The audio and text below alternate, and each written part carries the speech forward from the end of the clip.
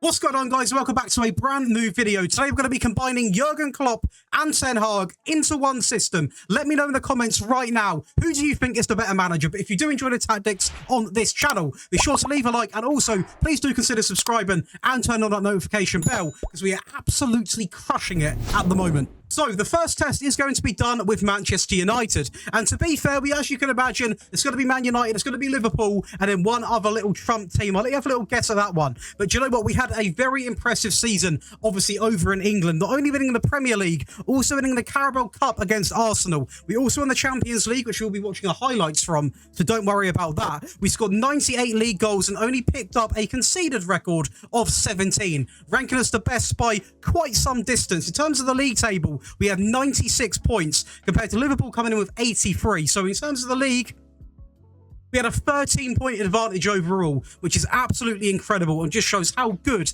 this tactic really is. Going over to the team stats now. We are going to be looking at most points per game at 2.53, most goals at 98, most shots at 846. Fewer shots coming in at 289, fewest conceded coming in at 17, and also the most clean sheets coming in at 25. So overall, a really, really good season. I've just noticed here, I think I'll give ourselves credit here for fewer shots against. It's actually Liverpool. We actually had 309. So sorry, Liverpool, if I did steal that from you. Going over to the data hub, though, we are going to be seeing 2.58 goals per game, a conceded record of 0.45, which is really, really impressive. Shots per game at 22.26, so over 22 shots a game, and a pass completion of practically 87%, which is absolutely phenomenal. Going over to the squad then, we are going to be seeing some of the goal scorers, and I'm already in love with what I'm seeing. 40 goals for Rashford, 35 for Anthony Martial, Bruno Fernandes with 25, 16 for Anthony, Jadon Sancho with 15, Garnacho with 13, Varane with 10, Van der Beek coming in with 5, and 4 for Eriksen. Loads of contributions. And in terms of the assists, we've got 4 players with 20 plus assists of the season. Eriksen, Sancho, Anthony, Rashford. Then we've got 13 for Fernandes, Fred with 7, 6 for Garnacho, 6 for Martial, Van der Beek with 6, 4 for Luke Shaw.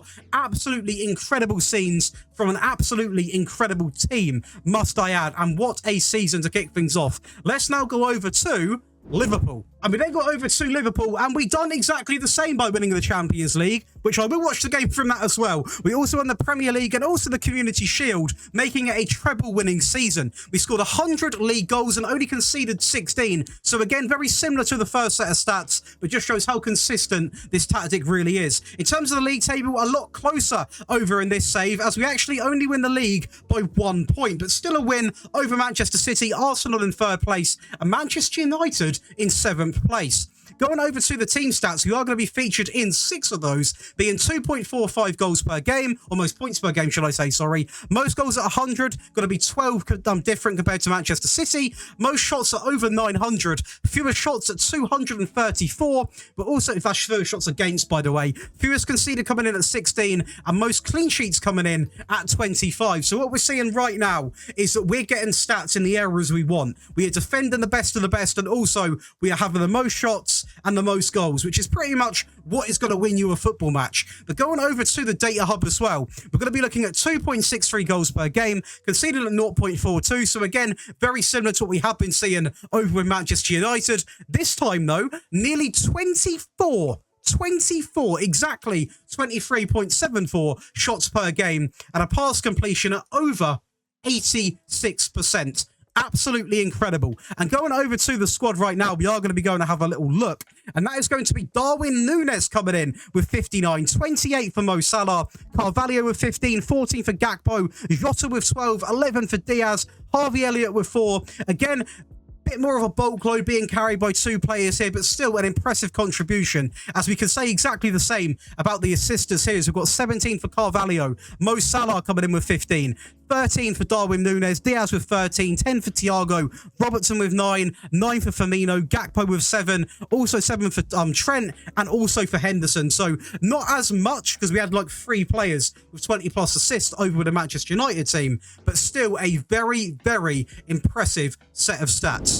And then last, but definitely not least, we do go over and test with PSG, the one real powerhouse which should be winning the league no matter what. And we have done that. Oh, well, we have done that. Don't you worry. We've definitely done that. We've won that and also the Champions League against Napoli, or still need to do that name fix. Also winning the Trophy de Champion, making it a treble-winning season. We scored 132 league goals and only conceded 16, so that 16 and 15 mark is quite consistent now. That is pretty much what you can expect to sort of be conceding per season with these standard of teams. In terms of the league table, it's going to be a 15-point advantage going in our favour over Marseille coming in second place. I was nearly about to say a close second place, but realistically, nowhere near the almighty PSG. In terms of the team stats, we're going to be looking at most points per game at 2.76, most goals at 132, over 1,000 shots the season, fewer shots at 193, finally broken at a 60% mark, coming in with PSG with 62% of the ball,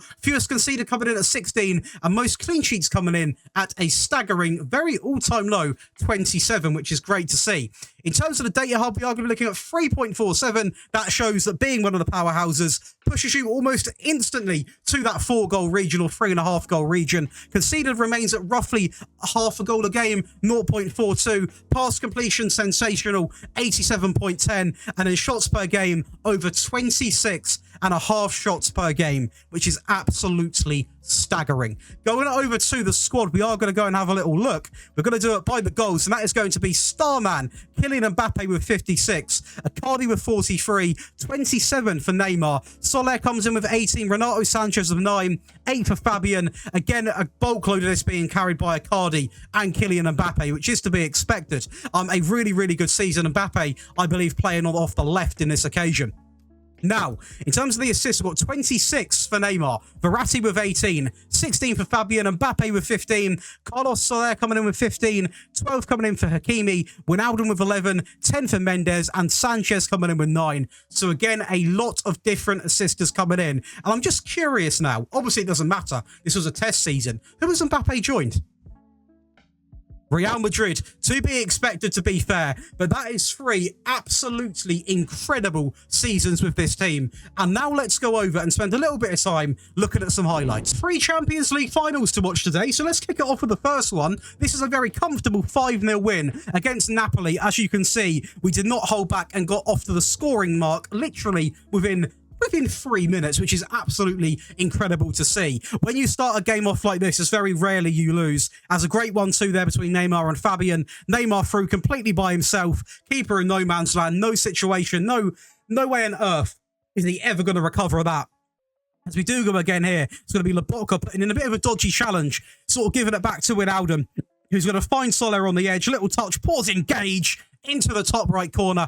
Absolutely incredible finish and great bit of play to obviously win the ball back from Wijnaldum. Verratti there into Marquinhos, finds Mbappe, dropping deep, takes time on the ball over the top into Soler, takes a little touchdown. Is he going to go alone? He is, into the left-hand corner, and that is 4-0 inside of 73 minutes. We are going to have one more goal to come. That is going to be Neymar with a set-piece action, all the way back stick into Kimpembe, right at the keeper, but it goes in because of the match engine. But overall, a very comfortable win against a very good side. And up next, we've got the Liverpool game against Inter Milan in a very comfortable 3-1 win. I say comfortable, to be fair. It's definitely scrappy there, but we do win it back in a vital position, and Diaz tucks it in inside of 21 minutes. A great bit of pressing on the edge of the box. Obviously, they do bounce back pretty much instantly with Romelu Lukaku, but if there's one thing I know about this system, it's not shy of fighting. A bit of high pressure, a bit of fight, match of that elegant play that Ten Hag provides, and we bounce back very quickly, about 10 minutes apart, and Mo Salah tucks away an incredible finish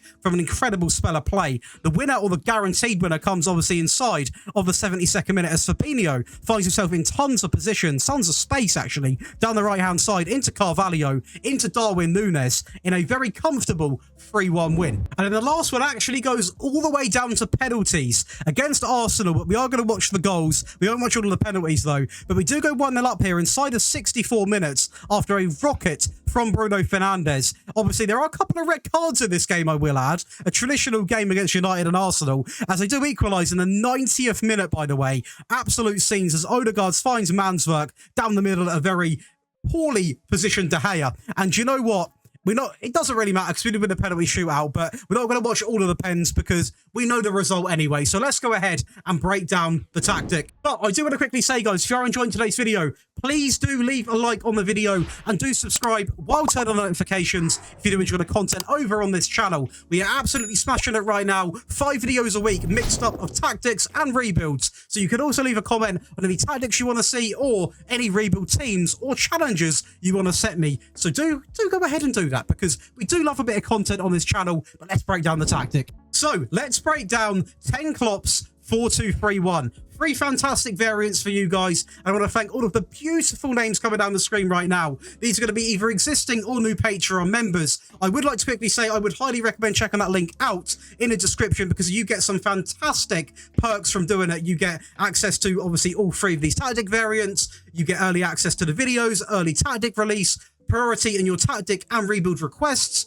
one-on-one tactic help, and also exclusive access to the giveaways on the Patreon. So definitely check that out in the description. But to kick things off, we're going to go through the balance version, and this is going to be based off, obviously, the pressing style. Now, I will say everything to do with pressing has been applied to this tactic because that is the Klopp style. The passing style and things like that is the more Ten Hag type of style and the player positions, but the pressing influence is purely based from Klopp. So positive mentality in possession, we've got fairly wide pass into space, shorter, a higher tempo, be more expressive, and also mixed crosses. In transition, we've got the counter press, counter, distribute to the fullbacks and also the centre-backs while taking short goal kicks. Out of possession, we could have gone with a higher Klopp line and also stepping up more. Those two as a combination only really work with attack and tactics, and obviously we've saved that for the attack and variant. For this variant, you've got the standard defensive line, the high press line of engagement, much more often, and prevent short goalkeeper distribution. Now, we have got some OI, some opposition instructions on this one. So these are going to be it. I don't know why it is not saved. We are going to do them now. For some reason, it has not come over. I did actually send this on my laptop, and I don't know why it's not come over. But pretty much what you want to do is you want to put pressure on pretty much all of these positions right here. So anyone across the back line, you want to have the trigger press set to always and really get in their face. That is a bit of advice from me to you to really make that back line sweat. Now, going over to the player roles then. We've got a goalkeeper on defend on the absolute default, because in my opinion, De Gea definitely doesn't sweep. Alisson, not all the time, so I would definitely go with this. We've got a fullback on support on cross from deep, cross aim centre, get further forwards and stay wider. On the left, we have got a fullback on support on cross from byline, cross aim centre, get further forwards and also stay wider. We then opt for a central defender on defend on the default, and a ball-playing defender on defend on the default once again. The 2 in midfield then, the first one is going to be a ball-winning midfielder on defend on the default, and next to him it's going to be a box-to-box midfielder on support, on shoot more often, and get further forwards. Going over to the front 3, on the left-hand side, we have got an inverted winger on attack, on shoot more often. This is going to be your Marcus Rashford that cuts in, your Diaz as well. And on the right, we've got an inside forward on this occasion, on attack, also on shoot more often, which is why those wide players and wing players, whatever you want to say, contributed so much, not only with assists, but goal-scoring talent. In the middle, we've got an attacker midfield player on attack, on pass it shorter, cross more often, dribble more, roam from position, and move into channels. And to finish it off, the advanced forward on attack, on shoot more often, and also move into channels. Now, going over to the attack and variant, we are going to go ahead and have a little look.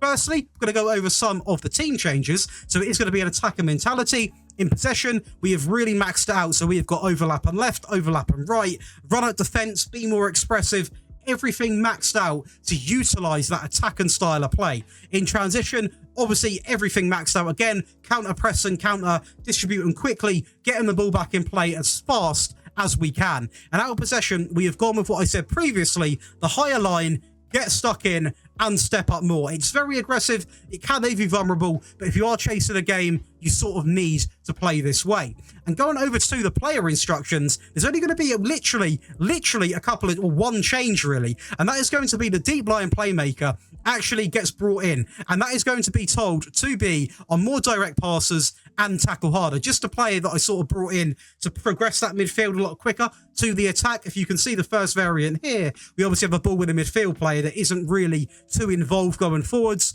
On this occasion, we've completely flipped the script. And going over to the last sort of, what do we call it, variant, not role, we're going to have the defensive variant. And yes, it looks different. Kicking things off with the player roles on this occasion. The inverted winger is on support, still on shoot more often. The attacking midfield player is still on support, but a little less sort of free roamy. So pass it shorter, cross more often. Still on dribble more though. And the inverted winger is also going to be on shoot more often. We then drop the 2 DMs and we actually focus on bringing in a DM on tackle harder and a deep line playmaker simply on take more risks with his passing, and also tackle harder. Essentially, what this tactic now does is it time wastes, obviously, but it defends really, really well. And once this player here has picked up the ball, he literally pings it as far forward as he can. And like I said, you've got the Y players I'm being told to shoot more often, so they have pop shots at goal. You still cause issues with the opposition, and you're not all about just, soaking up pressure and literally offering nothing to the football game. In terms of the mentality, we dropped to balanced in possession. We obviously have time wasting set to frequently. Still got the higher tempo because we still want to have that influence on the game.